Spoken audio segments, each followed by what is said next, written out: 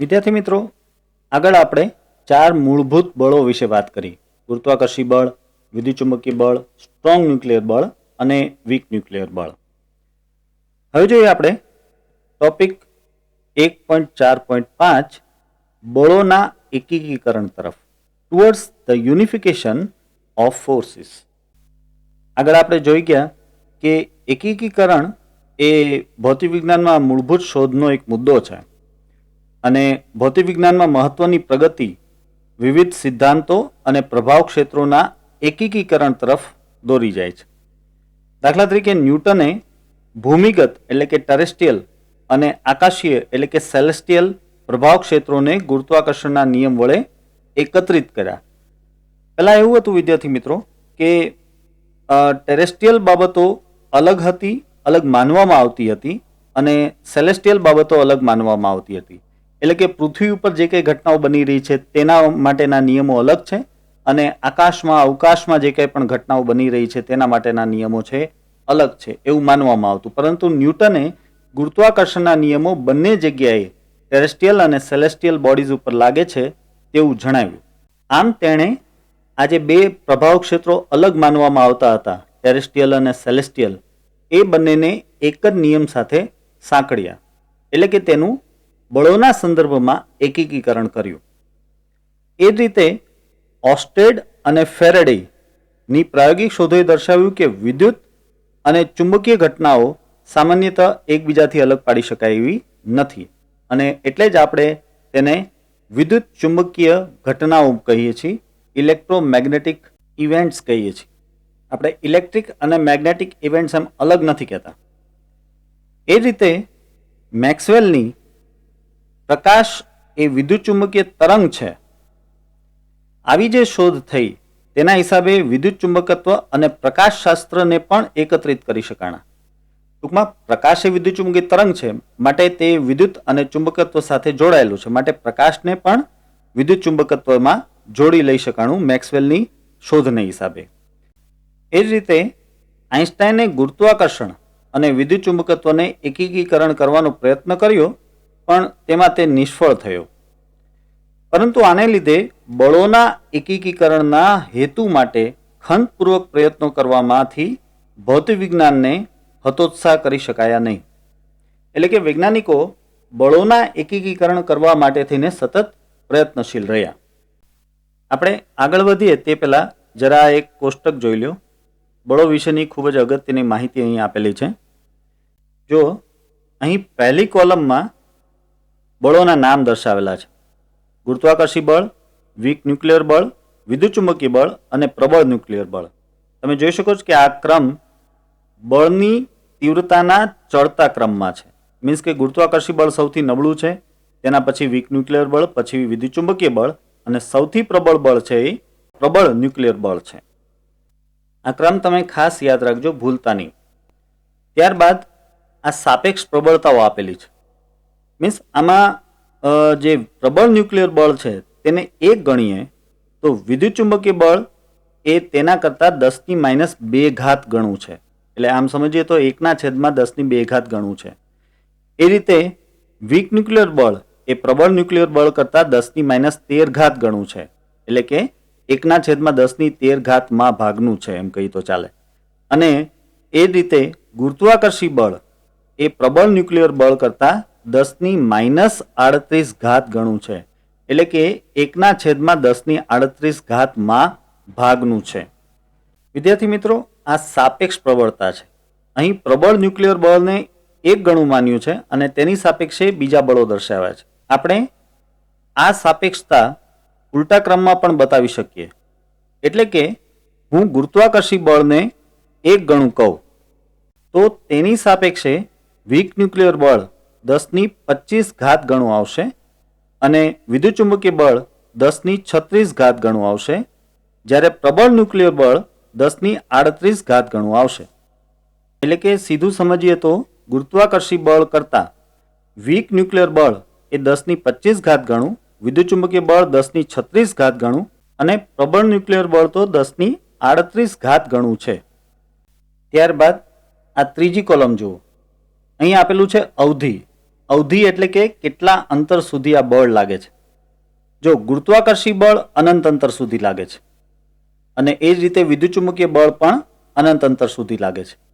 Week nuclear બળ એ માત્ર 10⁻16 metre સુધી અને પ્રબળ ન્યુક્લિયર બળ એ 10⁻15 મીટર સુધી જ લાગે છે. ચોથી કોલમમાં આ બળો કોની વચ્ચે લાગે છે તે દર્શાવેલું છે. જો ગુરુત્વાકર્ષી બળ એ વિશ્વના બધા જ પદાર્થો વચ્ચે લાગે છે. વીક ન્યુક્લિયર બળ એ કેટલાક મૂળભૂત કણો, ખાસ કરીને ઇલેક્ટ્રોન અને ન્યુટ્રિનો વચ્ચે લાગે છે. વિદ્યુતચુંબકીય બળ એ વિદ્યુત ભારિત કણો વચ્ચે લાગે છે અને પ્રબળ ન્યુક્લિયર બળ એ ન્યુક્લિયોન્સ અને ભારે પ્રાથમિક કણો વચ્ચે લાગે છે. ન્યુક્લિયોન્સ એટલે ન્યુક્લિયસમાં વસનારા કણો. તો ન્યુક્લિયસમાં કોણ કોણ હોય? પ્રોટોન અને ન્યુટ્રોન. તો પ્રોટોન અને ન્યુટ્રોન વચ્ચે લાગે છે. તે ઉપરાંત બીજા પ્રાથમિક કણો પણ છે જેનો અભ્યાસ તમારે હજી બાકી છે. આ પ્રાથમિક કણો વચ્ચે પણ પ્રબળ ન્યુક્લિયર બળ લાગે છે. હવે આપણે બળોના એકીકરણના ટોપિકમાં આગળ વધીએ. હવે જોઈએ, છેલ્લા કેટલાક દશકમાં આ ક્ષેત્રમાં ઘણી બધી પ્રગતિ થઈ છે. વિદ્યુત ચુંબકીય બળ અને વીક ન્યુક્લિયર બળનું એકીકરણ કરવામાં આવ્યું છે અને તેમને ઇલેક્ટ્રોવીક બળ નામના એક જ બળના જુદા જુદા પાસા તરીકે જોવામાં આવે છે. વિદ્યાર્થી મિત્રો, અહીં સુધારો કરજો. આ ઇલેક્ટ્રોનિક નહીં, ઇલેક્ટ્રોવીક છે. ઇલેક્ટ્રોવીક બળ આવશે. તો વિદ્યુતચુંબકીય બળ અને વીક ન્યુક્લિયર બળનું એકીકરણ કરીને તેને એક નવું નામ આપવામાં આવ્યું છે અને તે છે ઇલેક્ટ્રોવીક બળ. એટલું જ નહીં, આ ઇલેક્ટ્રોવીક બળ અને પ્રબળ બળનું પણ એકીકરણ કરવાના પ્રયત્નો થયા છે. એ રીતે ગુરુત્વાકર્ષણ બળનું અન્ય બીજા મૂળભૂત બળો સાથે એકીકરણ કરવાના પણ પ્રયત્નો થયા છે અને હજી પણ થઈ રહ્યા છે. આમાંના કેટલાક ખ્યાલો હજી અનુમાનની સ્થિતિમાં અને અનિર્ણાયક છે. કુદરતના મૂળભૂત બળોનું એકીકરણ કરવાના પ્રયત્નની દિશામાં કેટલાક સીમાચિહ્નો આ નીચેના કોષ્ટકમાં દર્શાવેલા છે. જો આઇઝેક ન્યૂટને 1687માં ભૂલોક અને આકાશીય યંત્રશાસ્ત્રનું એકીકરણ કર્યું. ગતિના નિયમો અને ગુરુત્વાકર્ષણના નિયમ સમાન રીતે બંને પ્રભાવ ક્ષેત્રો ઉપર લાગુ પડે છે તેમ દર્શાવ્યું.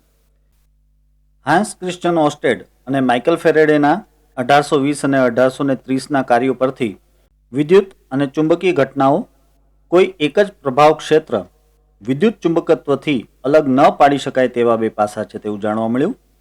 જેમ્સ ક્લાર્કના 1873ના પ્રયત્નથી વિદ્યુત ચુંબકત્વ અને પ્રકાશશાસ્ત્રનું એકીકરણ થઈ શક્યું.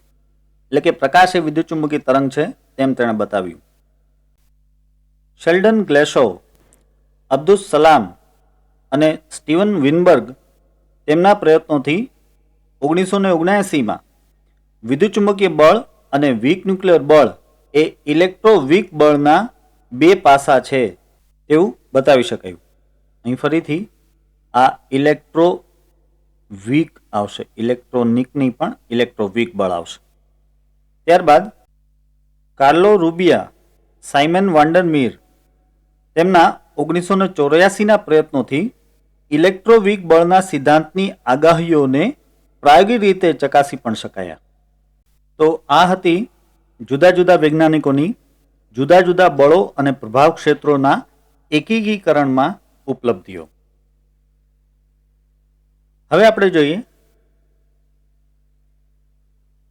આ પાઠનો છેલ્લો અને અગત્યનો ટોપિક 1.5 ભૌતિકશાસ્ત્રના નિયમોની પ્રકૃતિ, નેચર ઓફ ફિઝિકલ લોઝ. વિદ્યાર્થી મિત્રો, ભૌતિક વિજ્ઞાનીઓ વિશ્વ આખામાં સંશોધનો કરતા હોય છે. આ સંશોધનોનો વિસ્તાર પરમાણુથી પણ સૂક્ષ્મ કણોથી શરૂ કરીને અતિ દૂર રહેલા તારાઓ સુધીનો હોય છે. અવલોકનો અને પ્રયોગો દ્વારા તથ્યો શોધવાની સાથે સાથે ભૌતિક વિજ્ઞાનીઓ તથ્યોનો સમાવેશ હોય તેવા નિયમો પણ શોધી કાઢે છે અને આ નિયમો ઘણી વખત ગાણિતિક સ્વરૂપે હોય છે. દાખલા તરીકે તમે ગુરુત્વાકર્ષણનો નિયમ જાણો છો કે F બરાબર G m1 m2 છેદમાં r².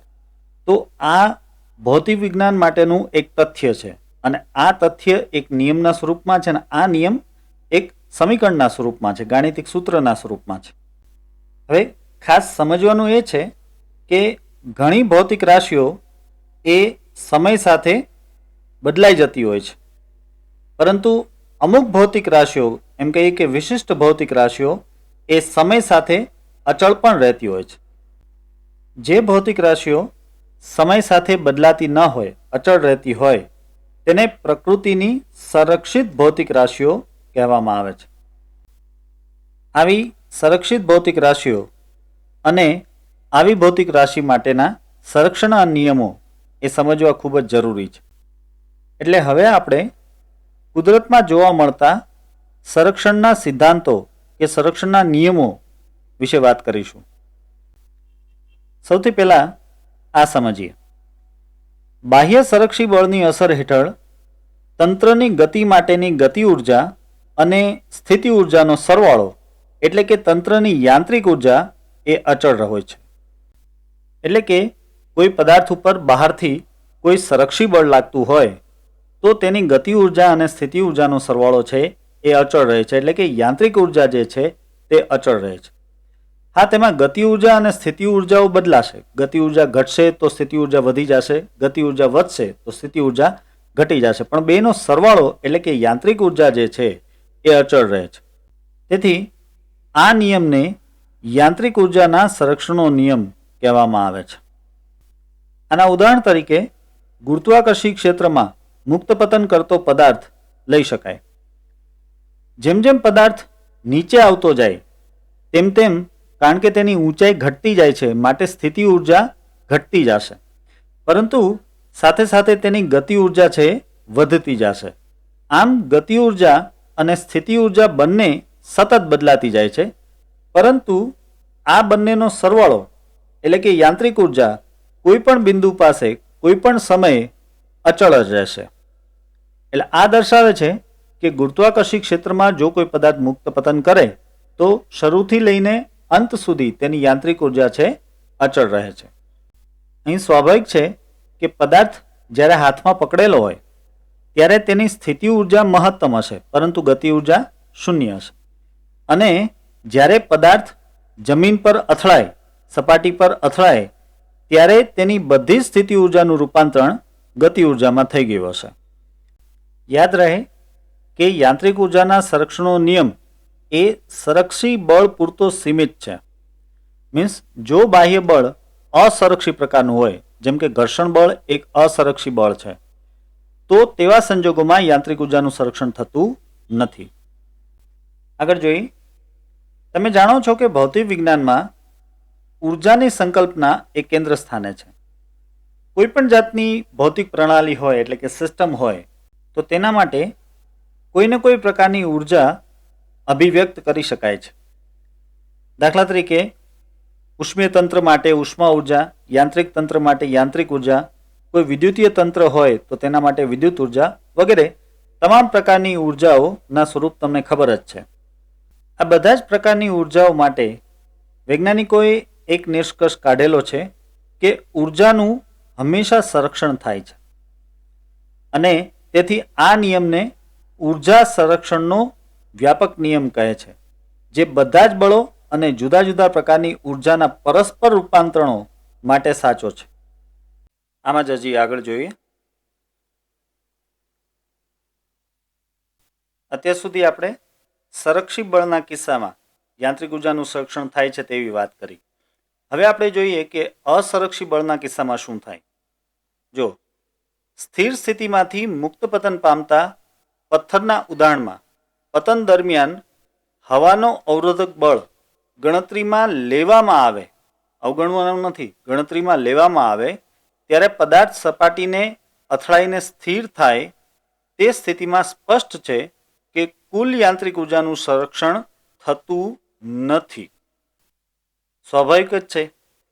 જ્યારે પથ્થર હવાના અવરોધક બળની હાજરીમાં ગતિ કરતો હશે ત્યારે પથ્થરની થોડીક ઉર્જા એ આ હવાના અવરોધક બળ વિરુદ્ધ ખર્ચાઈ જશે, વ્યય થઈ જશે. માટે શું થશે કે જ્યારે તમે પથ્થરને હાથમાંથી છોડો છો ત્યારે તેની પાસે જે સ્થિતિ ઉર્જા હતી તેટલી જ ગતિ ઉર્જા અંતે જોવા નહીં મળે.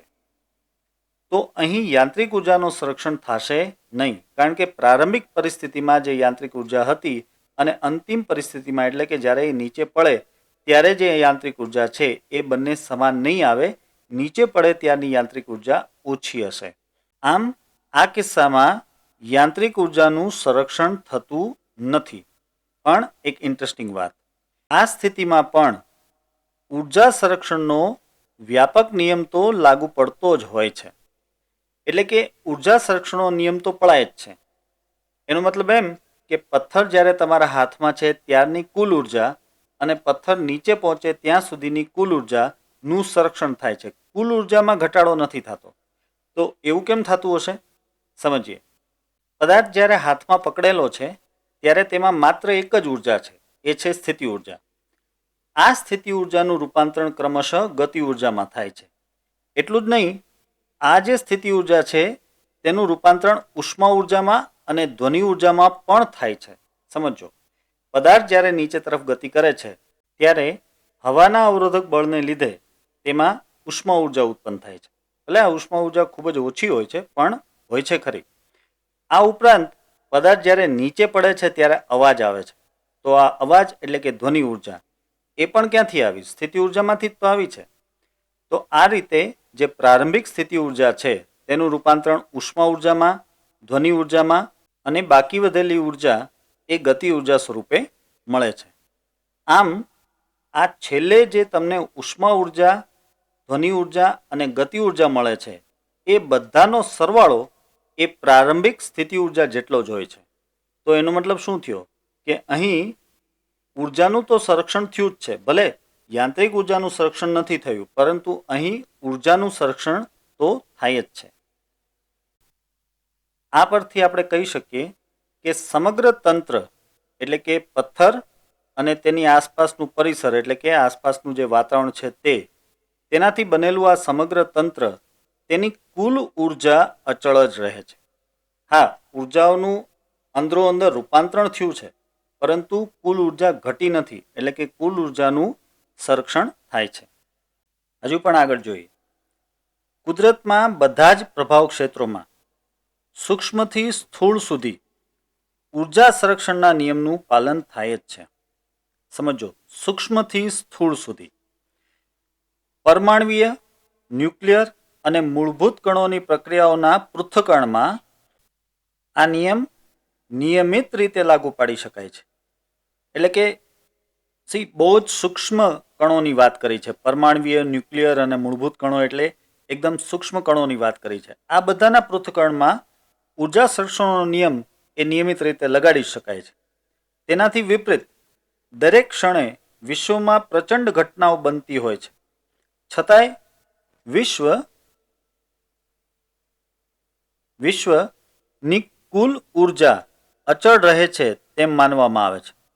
સમજો, વિશ્વમાં કેટલી ઘટનાઓ બનતી હશે, કેટલી આકાશગંગાઓ છે, કેટલી ગેલેક્સીઝ છે, તેમાં કેટલા બધા તારાઓ છે અને કેટલા ગ્રહો છે. આ બધામાં કેટલીય ઘટનાઓ સતત બનતી રહે છે.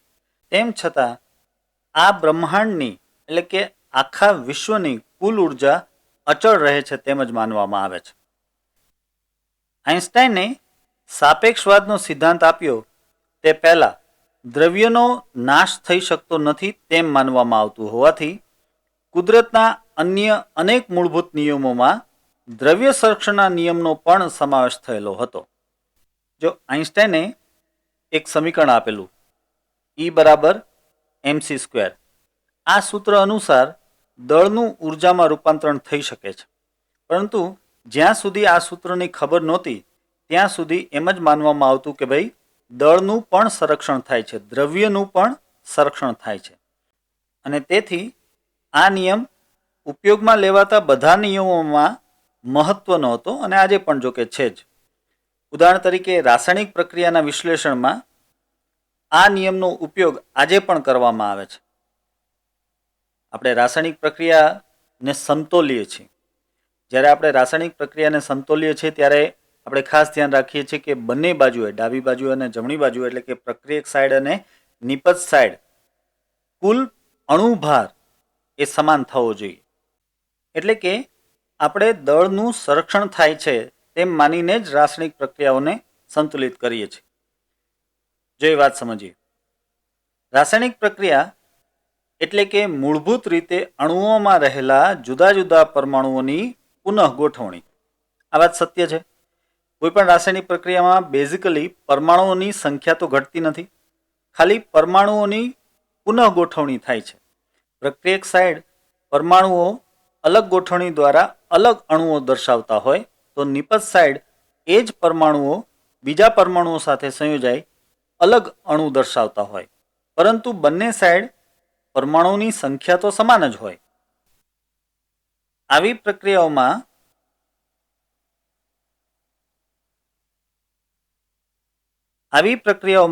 પ્રક્રિયક અણુઓની કુલ બંધન ઉર્જા નિપજ અણુઓની બંધન ઉર્જા કરતાં ઓછી હોય તો તે પ્રક્રિયા દરમિયાન ઉર્જાનો તફાવત ઉષ્મા રૂપે ઉદ્ભવે છે અને તેથી તેને ઉષ્માક્ષેપક પ્રક્રિયા કહે છે. સમજો, પ્રક્રિયકોની કુલ બંધન ઉર્જા ઓછી હોય અને નિપજોની કુલ બંધન ઉર્જા જો વધારે હોય તો આનો મતલબ એમ થયો કે આ પ્રક્રિયામાં સ્થાયિત્વ વધારે મળ્યું છે, સ્થિરતા વધારે મળી છે, અને તો પછી આમાં ઉર્જા મુક્ત થાય અને તેથી આ પ્રક્રિયા હંમેશા ઉષ્માક્ષેપક પ્રક્રિયા હોય.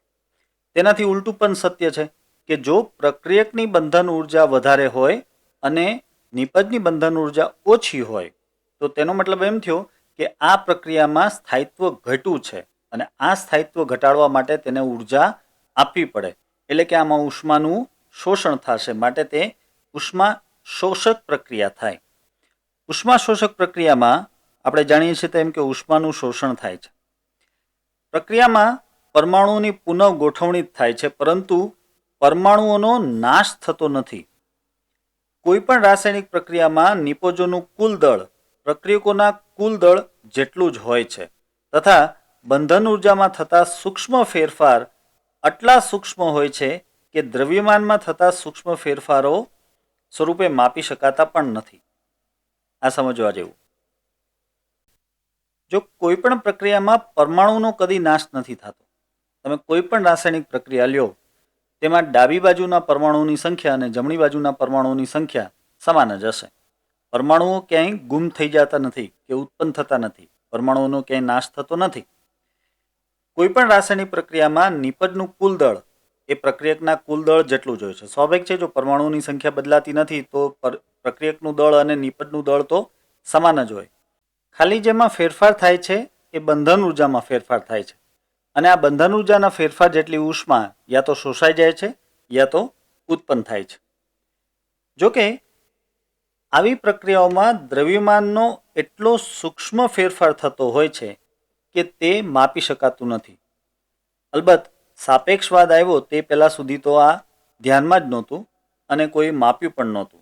આમે રાસાયણિક પ્રક્રિયાઓમાં દળનો આ ફેરફાર અતિ સૂક્ષ્મ હોય છે, તેથી તેના વડે થતો ઉર્જાનો ફેરફાર ધ્યાનમાં લેવાની જરૂર પણ નથી. પરંતુ ન્યુક્લિયર પ્રક્રિયાઓમાં દળનો આ ફેરફાર અને તેના હિસાબે ઉત્પન્ન થતી ઉર્જા ધ્યાનમાં લેવા જેવી હોય છે. જો આ વાતને આઇન્સ્ટાઈનના સૂત્રો દ્વારા સમજીએ. આઇન્સ્ટાઈનના સિદ્ધાંત મુજબ દળ એમને સમતુલ્ય ઉર્જા E=mc² સૂત્ર વડે આપવામાં આવે છે, જ્યાં c એ શૂન્યાવકાશમાં પ્રકાશની ઝડપ છે અને m એ દળ છે. આગળ જ આપણે વાત કરી. ન્યુક્લિયર પ્રક્રિયાઓમાં દળ ઉર્જામાં રૂપાંતરિત થાય છે અને તેનાથી ઉલટું પણ થાય છે, એટલે કે ઉર્જાનું દળમાં રૂપાંતરણ થાય છે. આ વાતને બરાબર સમજો. ન્યુક્લિયર પ્રક્રિયાઓ જ એવી પ્રક્રિયાઓ છે કે જેમાં દળ કાયદેસર ગુમ થઈ જાય છે અને તેનું ઉર્જામાં રૂપાંતરણ થાય છે, અથવા ઉર્જામાંથી દળ બની જાય છે. એટલે દળનું અને ઉર્જાનું પરસ્પર રૂપાંતરણ થાય છે ન્યુક્લિયર પ્રક્રિયાઓમાં. ન્યુક્લિયર પાવર જનરેટરોમાં પરમાણુ વિસ્ફોટમાં આ જ ઉર્જા મુક્ત થતી હોય છે. એટલે કે ન્યુક્લિયર સ્ટેશનમાં કે પછી પરમાણુ વિસ્ફોટોમાં, એટમ બોમ્બ વગેરેમાં આ જે દળ છે તેનું જ ઉર્જામાં રૂપાંતરણ થતું હોવાથી વિશાળ માત્રામાં ઉર્જા ઉત્પન્ન થતી હોય છે. આગળ જોઈએ.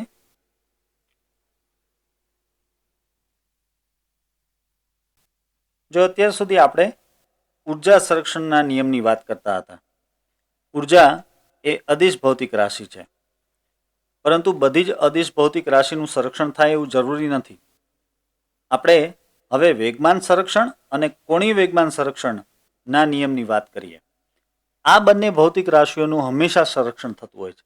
એક છે વેગમાન, અથવા તો એમ બોલીએ કે રેખીય વેગમાન. રેખીય ગતિ દરમિયાન જે વેગમાન હોય તેને કહેવાય રેખીય વેગમાન. અને ચાક ગતિ દરમિયાન એટલે કે વર્તુળાકાર ગતિ દરમિયાન જે વેગમાન હોય તેને કહેવાય કોણીય વેગમાન. આ બંને પ્રકારના વેગમાનનું હંમેશા સંરક્ષણ થાય છે. એટલે કે આ બંને પ્રકારના વેગમાન હંમેશા અચળ જળવાઈ રહે છે.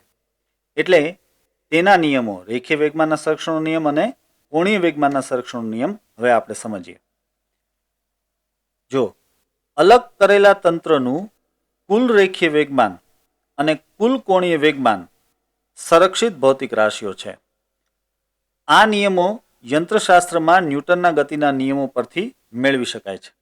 પરંતુ યંત્રશાસ્ત્ર સિવાય અન્ય ભૌતિક વિદ્યાશાખામાં પણ આ નિયમોનું પાલન થાય છે. યાદ રાખજો, અન્ય ભૌતિક વિદ્યાશાખામાં પણ આ નિયમનું પાલન તો થાય જ છે. ન્યૂટનના નિયમોનું પાલન ન થતું હોય તેવા પ્રભાવ ક્ષેત્રો સહિત બધા જ પ્રભાવ ક્ષેત્રોમાં જળવાતા સંરક્ષણના આ નિયમો એ કુદરતના મૂળભૂત નિયમો છે. જો આખી વાત સમજાવું. અલગ કરેલું તંત્ર એટલે કે જેના ઉપર બહારથી કોઈ બળ ન લગાડી શકાય કે બહારથી કોઈ ટોર્ક ન લગાડી શકાય તેને અલગ કરેલું તંત્ર કહેવાય. આ અલગ કરેલા તંત્રનું કુલ રેખીય વેગમાન અને કુલ કોણીય વેગમાન હંમેશા અચળ જળવાઈ રહે છે. એટલે કે તેનું સંરક્ષણ થાય છે. આ નિયમોની ખાસિયત એ છે કે જે સંજોગોમાં ન્યૂટનના ગતિના નિયમોનું પાલન ન થતું હોય તેવા સંજોગોમાં પણ આ બંને નિયમો એટલે કે રેખીય વેગમાનનો સંરક્ષણનો નિયમ અને કોણીય વેગમાનનો સંરક્ષણનો નિયમ પળાય છે. તેથી સંરક્ષણના આ નિયમોને કુદરતના મૂળભૂત નિયમો કહેવામાં આવ્યા છે. જોજો કે ન્યૂટનના નિયમોને પણ મૂળભૂત નિયમો નથી કહેવામાં આવતા, કારણ કે અમુક પરિસ્થિતિઓ એવી છે કે જ્યાં ન્યૂટનના નિયમો નથી પળાતા. પરંતુ એવી કોઈ પરિસ્થિતિ નથી મળી કે જેમાં રેખીય વેગમાનના સંરક્ષણનો નિયમ ન પળાતો હોય અથવા કોણીય વેગમાનના સંરક્ષણનો નિયમ ન પળાતો હોય. અને તેથી જ આ નિયમોને કુદરતના મૂળભૂત નિયમો કહેવામાં આવે છે. કુદરતના સંરક્ષણના આ નિયમોની સરળતા અને વ્યાપકતા તો છે જ, પરંતુ તેની વ્યવહારિક ઉપયોગિતા પણ ઘણી બધી છે. શું છે વ્યવહારિક ઉપયોગિતા એ જરા અહીં સમજીએ. જુદા જુદા કણો અને તેમના પર પ્રવર્તતા બળોનો સમાવેશ થતો હોય તેવા જટિલ પ્રશ્નોનો ઉકેલ ઘણી વખત ગતિશાસ્ત્રો દ્વારા આપણે મેળવી શકતા નથી. છતાં સંરક્ષણના નિયમો દ્વારા ઉપયોગી પરિણામો મેળવી શકાય છે. આ ઇન્ટરેસ્ટિંગ છે, સમજો. ઘણી એવી પરિસ્થિતિઓ હોય કે જેમાં જુદા જુદા બળો લાગતા હોય, અલગ અલગ કણો એમાં સામેલ હોય. તો આવા કોઈ જટિલ સંરચના માટે, આવી કોઈ જટિલ પરિસ્થિતિ માટે ઘણી વખત ગતિશાસ્ત્રના બધા જ નિયમો લગાડવા છતાં ઉકેલ મેળવી શકાતો નથી. પરંતુ આપણે જાણીએ છીએ કે આમાં સંરક્ષણના નિયમો તો લાગુ પડતા જ હશે. તો આપણે સંરક્ષણના નિયમો લગાડીને તેમાં જરૂરી ઉકેલ, જરૂરી પરિણામો મેળવી શકીએ છીએ. વિદ્યાર્થી મિત્રો, તમે આગળ જોશો કે ફિઝિક્સમાં આપણે ઘણા એવા પ્રશ્નો, એવા દાખલાઓ સોલ્વ કરશું કે જેમાં સંરક્ષણના નિયમનો ઉપયોગ કરીને આપણે જવાબો મેળવીશું. અહીં એક ઉદાહરણ આપેલું છે, એ સમજો. ઉદાહરણ તરીકે, બે વાહનોની અથડામણ દરમિયાન લાગતા જટિલ બળોથી આપણે અજાણ હોઈએ છીએ. છતાં વેગમાનના સંરક્ષણનો નિયમ જટિલતાને બાજુએ રાખીને આપણે એટલા સક્ષમ બનાવે છે કે આપણે આવી અથડામણ વિશેના શક્ય પરિણામોનું અનુમાન લગાવી શકીએ છીએ અથવા તો તેને નકારી શકીએ છીએ. જો દાખલા તરીકે બે વાહન અથડાય તો તેમાં અલગ અલગ દિશામાં અલગ અલગ પ્રકારના કેટલાય બળો લાગે. આ વાત સમજી શકાય. એટલે કે આ જટિલ બળોથી બનેલો કિસ્સો કહેવાય.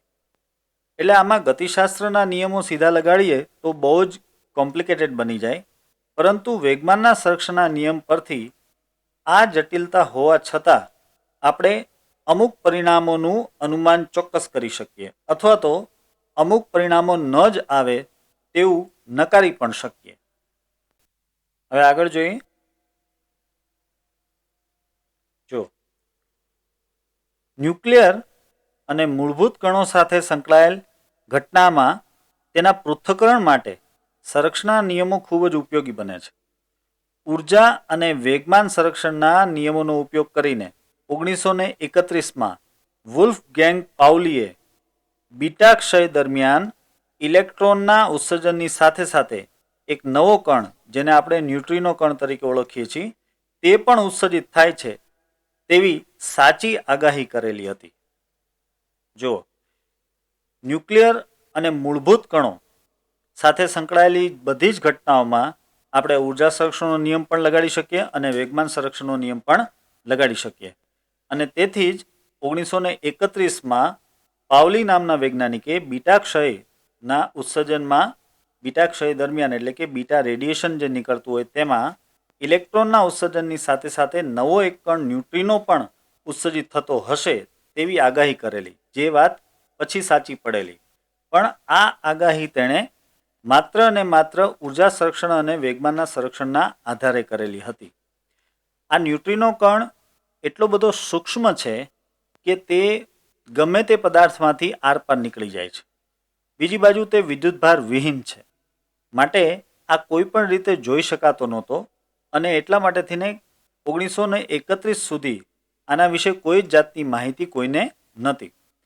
પરંતુ ઉર્જા સંરક્ષણ અને વેગમાન સંરક્ષણના નિયમો પરથી પાઉલીને એવું લાગ્યું કે બીટા ક્ષય દરમિયાન એટલે કે બીટા રેડિયેશન જે પ્રોડ્યુસ થાય છે તેમાં જો એક કણ આપણે ધારીએ, એક નવો કણ આપણે સાથે ઉત્પન્ન થાય છે તેવું ધારીએ તો જ અહીં ઉર્જા સંરક્ષણ અને વેગમાનનું સંરક્ષણ થતું જોવા મળે છે. અને આ ધારણા પ્રાયોગિક રીતે પછી સાબિત થઈ અને આ નવા કણને ન્યુટ્રિનો કણ એવું નામ આપવામાં આવ્યું. આગળ જોઈએ. કુદરતની સંમિતિનો સંરક્ષણના નિયમ સાથે ગાઢ સંબંધ છે. આ વાત જરાક સમજીએ. વિદ્યાર્થી મિત્રો, કુદરતના નિયમો સમય સાથે બદલાતા નથી. બરાબર?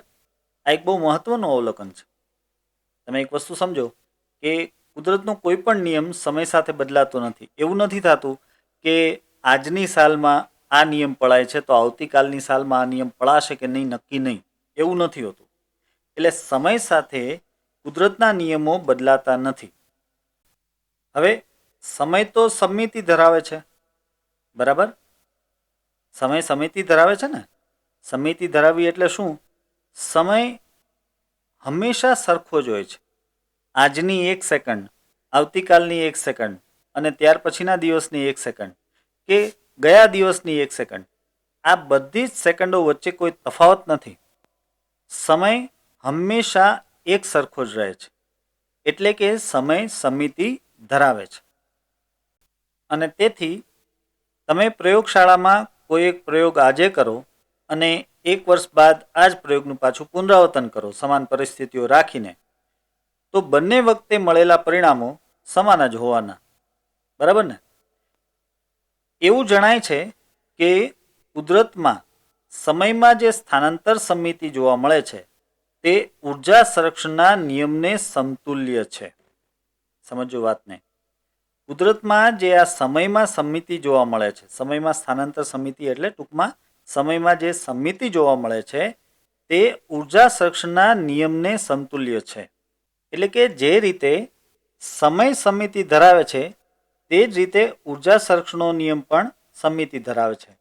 એટલે કે આજે ઉર્જા સંરક્ષણ જે રીતે થાય છે એ જ રીતે કાલે પણ થશે. તેમાં કોઈ ફેરફાર નહીં થઈ જાય, તેમાં કોઈ ત્રુટિ નહીં આવી જાય.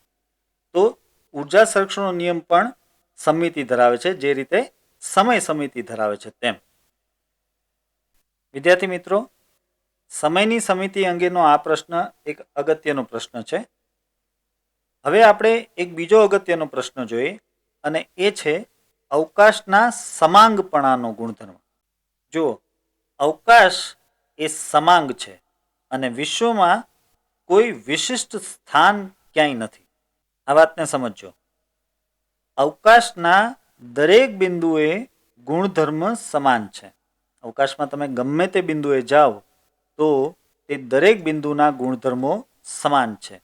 માટે અવકાશને સમાંગ છે એમ કહેવાય.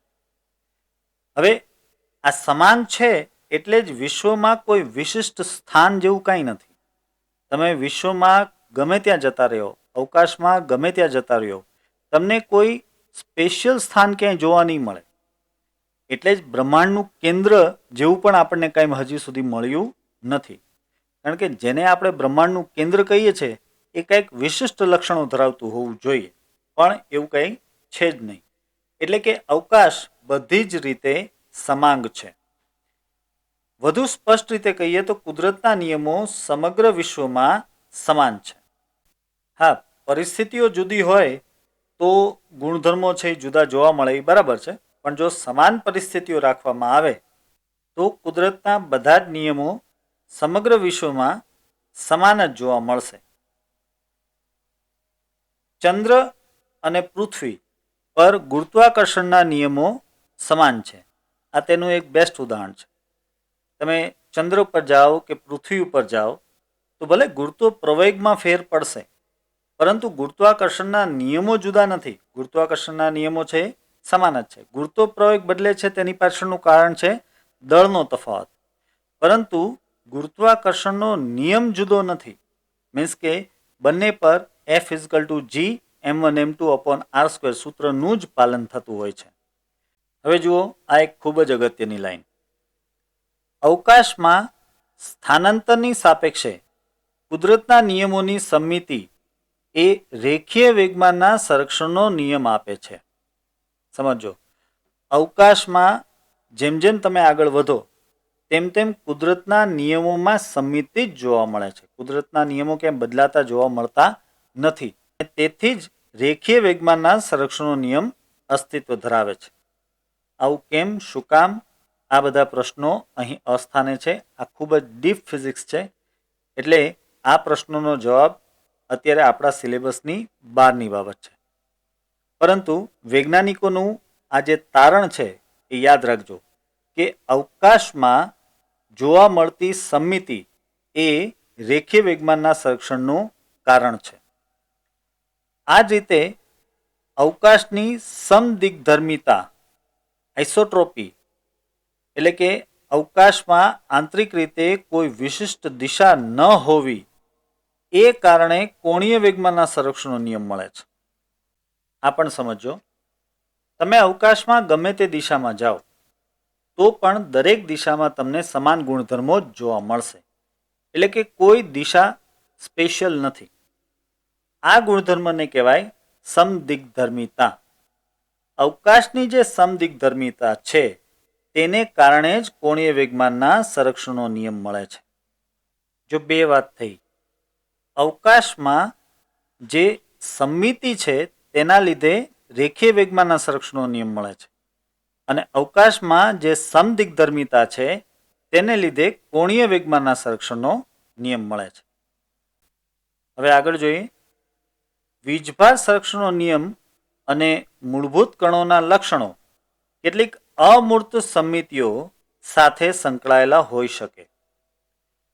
જો પહેલા આપણે ઉર્જા સંરક્ષણના નિયમની વાત કરી, ત્યારબાદ આ રેખીય વેગમાન સંરક્ષણની વાત કરી, કોણીય વેગમાનના સંરક્ષણની વાત કરી. હવે રહ્યો વીજભાર સંરક્ષણનો નિયમ. તો વીજભાર સંરક્ષણનો નિયમ અને મૂળભૂત કણોના લક્ષણો જે કાંઈ છે તે કેટલીક અમૂર્ત સમમિતિઓ સાથે સંકળાયેલા હોઈ શકે તેવું વૈજ્ઞાનિકો માને છે. અમૂર્ત સમમિતિઓ એટલે કે જે આપણી સામે દેખાતી નથી તેવી સમમિતિઓ. જો સમય સમમિતિ ધરાવે છે એ આપણે જોઈ શકીએ, સમજી શકીએ. અવકાશ સમમિતિ ધરાવે છે તે આપણે જોઈ શકીએ છીએ, સમજી શકીએ. પરંતુ એ સિવાય બીજી ઘણી એવી અમૂર્ત સમમિતિઓ હોઈ શકે અને તેની સાથે વીજભારના સંરક્ષણનો નિયમ છે તેને કંઈક લેવા દેવા હોઈ શકે. એટલે કે કોઈક અમૂર્ત સમમિતિને લીધે વીજભારનો સંરક્ષણનો નિયમ હોઈ શકે એવું વૈજ્ઞાનિકો માને છે. કુદરતમાં પ્રવર્તતા મૂળભૂત બળોના આધુનિક સિદ્ધાંતોમાં અવકાશ, સમય અને અમૂર્ત સંદર્ભોની ભૂમિકા કેન્દ્રીય સ્થાને છે. જો કેટલી આશ્ચર્ય પમાડે તેવી વાત છે. હવે જે આધુનિક સિદ્ધાંતો ફિઝિક્સમાં આવી રહ્યા છે તેમાં અવકાશ અને સમય એ તો કેન્દ્ર સ્થાને છે જ, પરંતુ આ અમૂર્ત સંદર્ભોની ભૂમિકા પણ કેન્દ્ર સ્થાને છે. એવા સંદર્ભો, એવી રાશિઓ કે જે અમૂર્ત છે તેમનો પણ હવે અભ્યાસ ઇન્ક્લુડ કરવામાં આવે છે. ઇનફેક્ટ એ કેન્દ્રીય સ્થાને છે. તો આ સાથે તમારો આ પહેલો પાઠ અહીં પૂર્ણ થાય છે વિદ્યાર્થી મિત્રો. આશા રાખું છું કે તમને દરેક બાબતો સમજમાં આવી હશે. આમ તો આ પાઠમાં ભૌતિક વિજ્ઞાનની પહેલેથી લઈને છેલ્લે સુધીની લગભગ તમામ બાબતો આવરી લેવામાં આવેલી છે. માટે ભૌતિક વિજ્ઞાનની અમુક એવી બાબતો કે જે તમે હજી ભણ્યા જ નથી તે કદાચ તમને સમજમાં ન પણ આવી હોઈ શકે, પરંતુ તેનો અહીં અફસોસ ન કરવો વિદ્યાર્થી મિત્રો. કારણ કે જેમ જેમ તમે ફિઝિક્સમાં આગળ વધતા જશો તેમ તેમ આ બધા નિયમો, આ બધા સિદ્ધાંતો, આ બધી જ વાતો કે જે તમને અત્યારે કોમ્પ્લેક્સ લાગી તે ધીમે ધીમે સમજાતી જશે. હવે આ સાથે કહી દઉં વિદ્યાર્થી મિત્રો કે આ આખા ચેપ્ટરની પ્રશ્ન જવાબની પીડીએફની લિંક મેં ડિસ્ક્રિપ્શનમાં મૂકેલી છે. આ ઉપરાંત તેના એમસીક્યુની લિંક પણ મેં ડિસ્ક્રિપ્શનમાં મૂકેલી છે. તમે તે ડાઉનલોડ કરીને તેમાંથી નોંધી શકો છો.